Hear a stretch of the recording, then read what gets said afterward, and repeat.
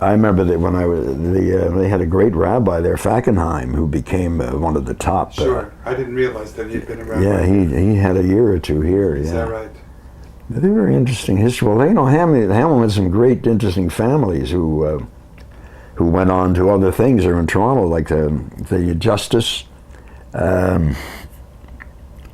He's one of the top justices now. For Alaska?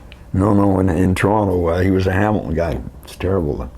Mark Levinson went over there. He's a lawyer, and there's our famous Jeff Lyons, who's Irwin Lyons. You don't remember Lyons grocery stores? They were an interesting family.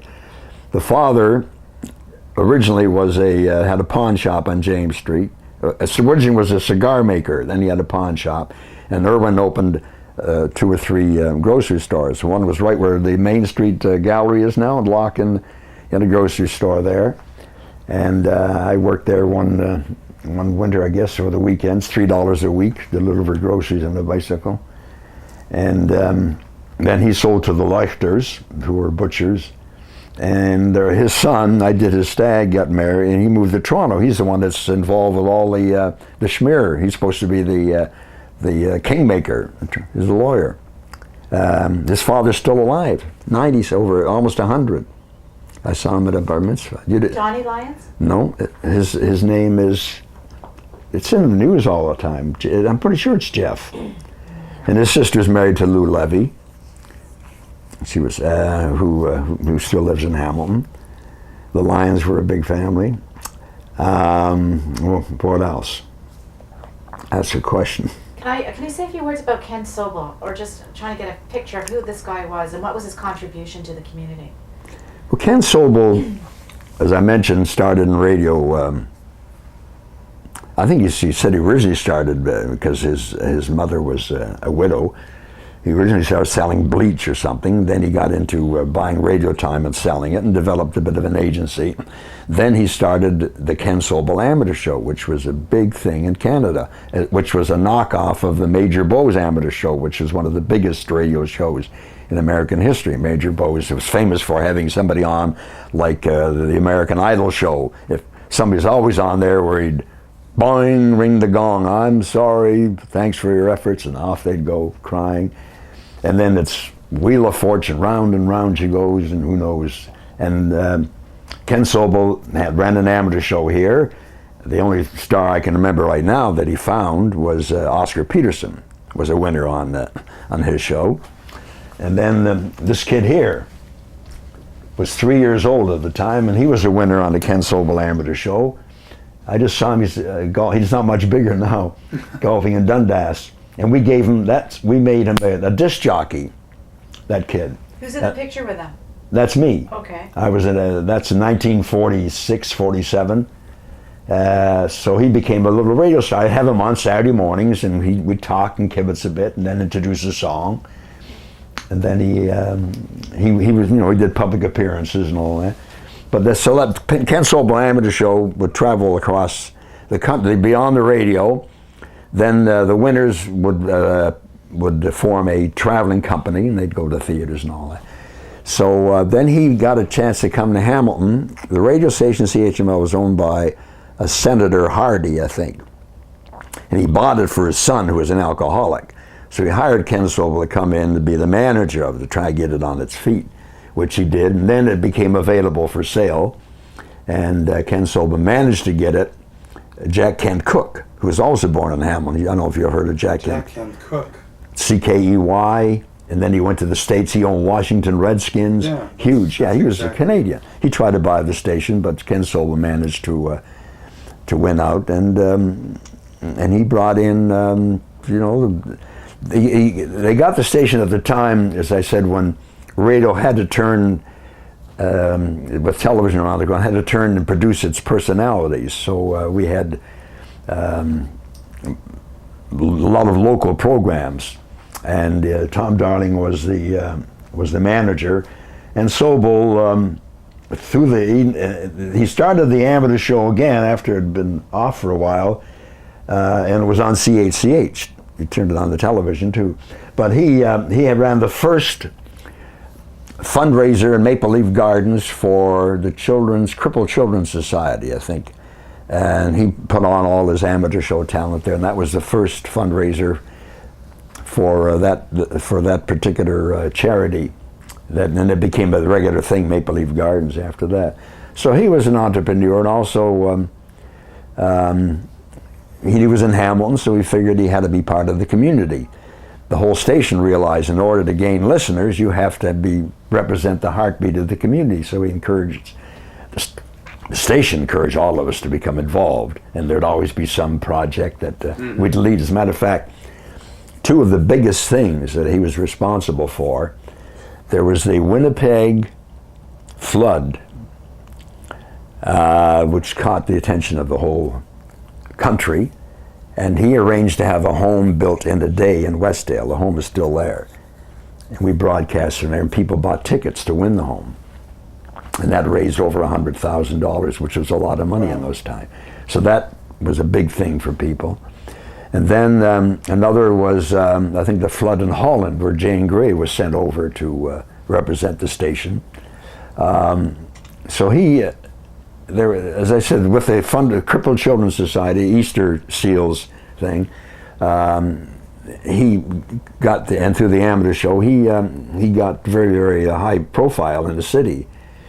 And he hired Denny Whitaker, who was a retired Dieppe hero, to be the sales manager, and that gave us more entry into the, and Denny was the chairman of Hamilton's centennial celebration in 1946, worked for our station.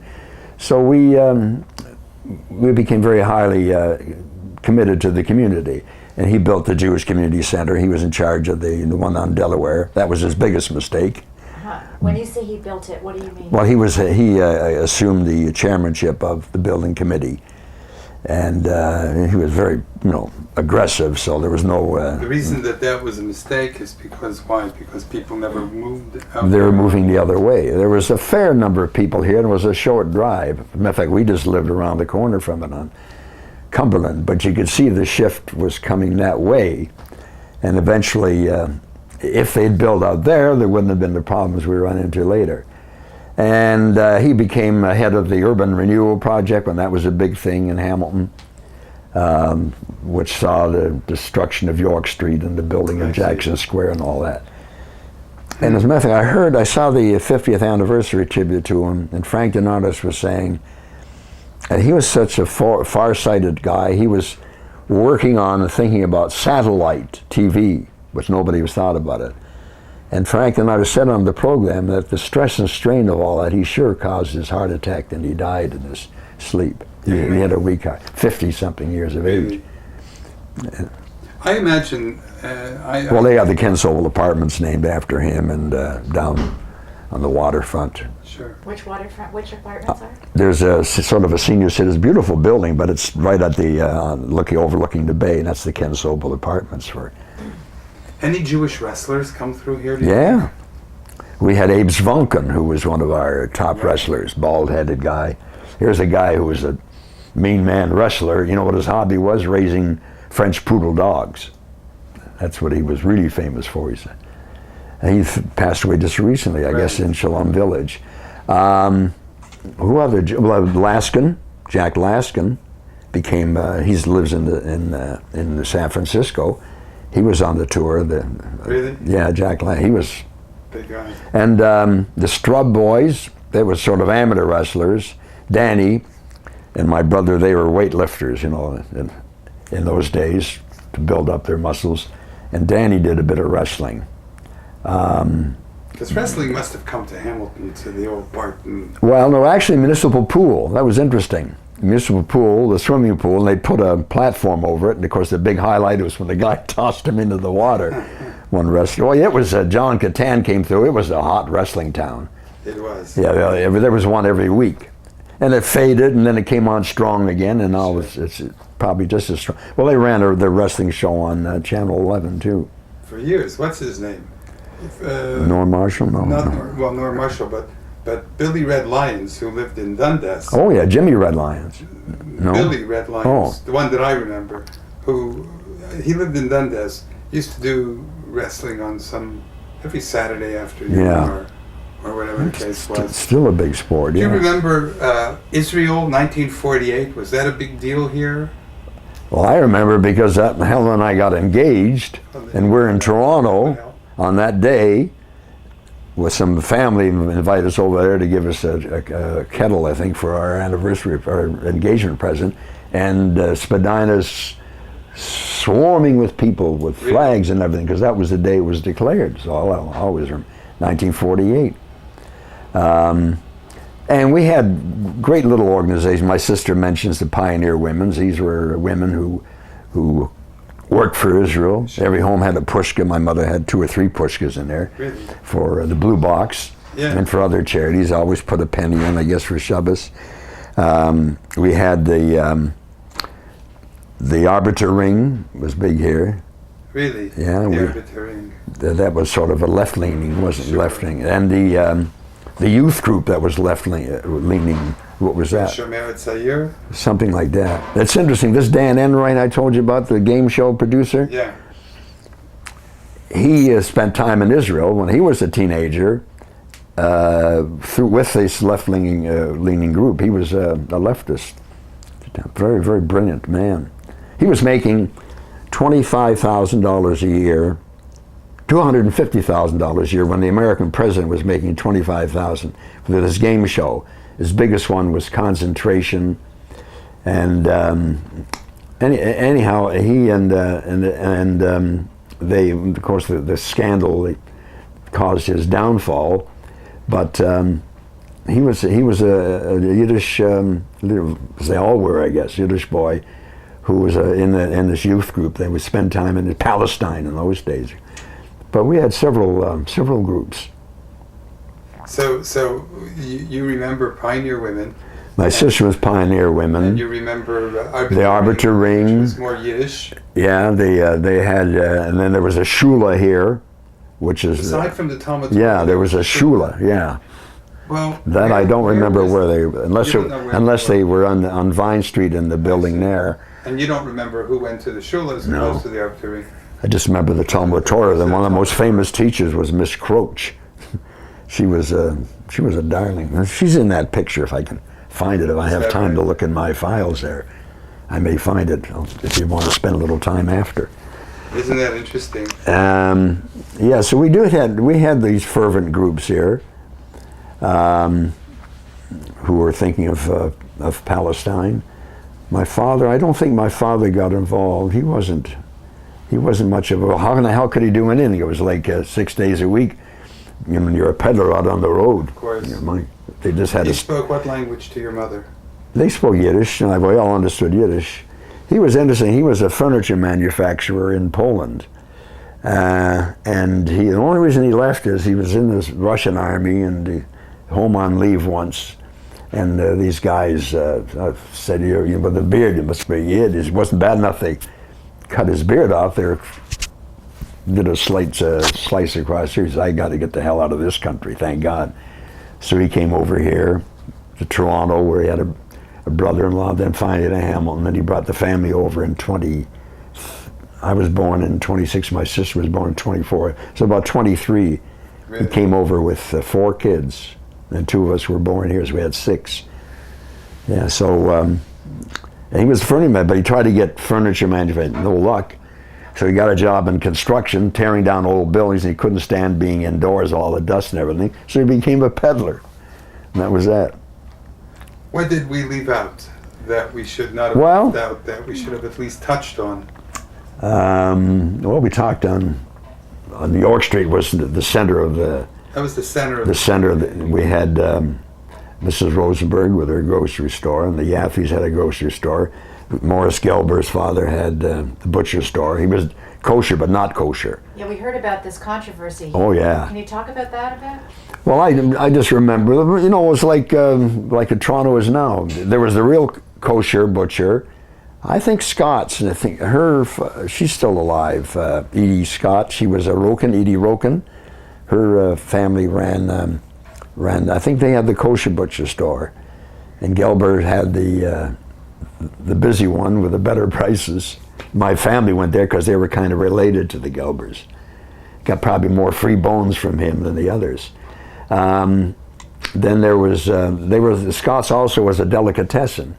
And Mrs. Boxenbaum ran a restaurant with kosher food. And I think she also was a single mother. A restaurant where, on York Street? Yeah, on York Street there was a Jewish restaurant Really? there. That's all I can remember right now. And while there was, and Sharon Lanx's father, I guess, was having an affair with Mrs. Sachs up on York. That's why they never talked to their father, because the father was having an affair, and then they wound up not talking to each other, Sheridan and Sam. That's all in the junk business. This junk business manages to bring up these big emotions. Even to this very day, it would seem. It looks like. So Mrs. Sachs was on that side of, and we had a Jewish teacher. She's in Shalom Village now. Her name was, she was married to a Lightstone, and her sister was a Levy, but she was a school teacher in the system. She was like a goddess, and that was at a history school where all the Jewish guys used to go. She was a beautiful lady. She worked in the public schools, you mean? Public school system, you know, to get her done. But that was all around the history. Morris Gilbert's kosher butcher. It was just kosher. It wasn't style. kosher, no. It was kosher. Yeah, kosher style. Kosher? Yeah, they didn't. They didn't go through the process. Yeah. So we had Mr. Rosenberg was a grocery store there, gave you credit. Then Yaffe's had a grocery store there. Mel Cohn and his wife Dorothy was a Kaplan. They just moved into this building. A lot of Jews are moving back in this building. They lived on the corner of Cannon and York Street. Father also was a peddler. Then the Italians lived farther down, and then more Jews on Cannon Street. Well, somebody always tells a story like when Benny Goodman played the Brand Inn. He came into Hamilton and he spoke to one of the Jewish guys. Says, "Is there a synagogue around here?" He's got a yard site, so they took him over to Cannon Street Shul, where he had a yard site for this family member while he was playing in this area. Yeah, that's one of the stories that the guys tell.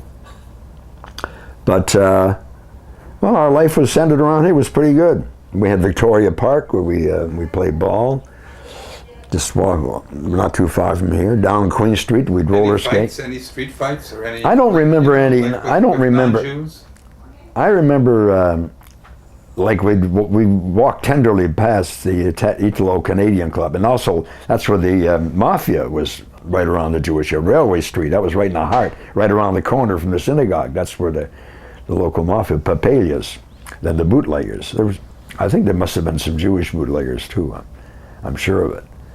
But I can never remember any, because they had their own problems. They weren't too well liked either, Italians.